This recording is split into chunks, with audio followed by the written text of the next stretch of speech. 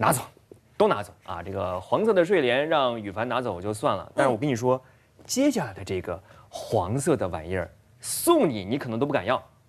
哎，这个东西看着挺可爱的样子啊，但是它有毒啊！我们来看一位网友晒出的视频。远处的。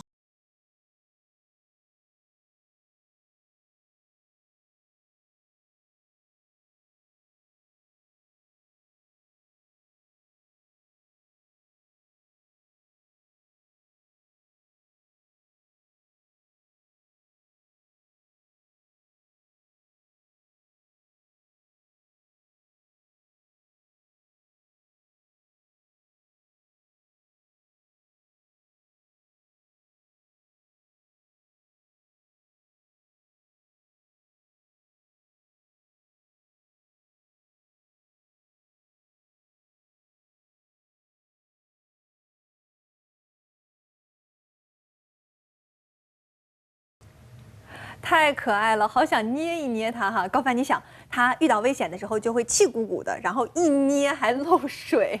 现在我宣布，我们家的斑马鱼我不养了，我就要养这个金色的河豚。不是我，你先别着急啊，我是琢磨这个金色的河豚的是真是假呀，咱没见过，也没听说过呀。为了追根溯源，我们就直接联系上了这个视频的发布者，这位网友，他是一个生活在关岛的中国人。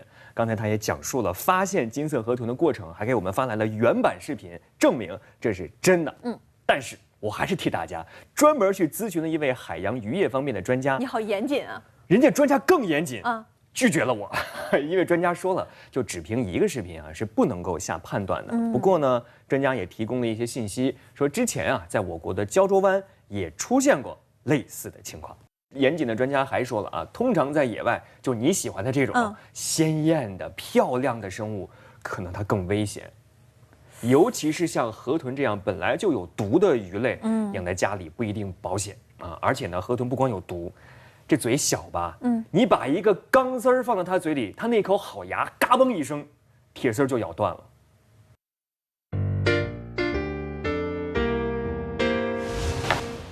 哎，哇！你看一下就断了。对，我有点害怕它咬到我的手。啊！嘎嘣一声，我天，会。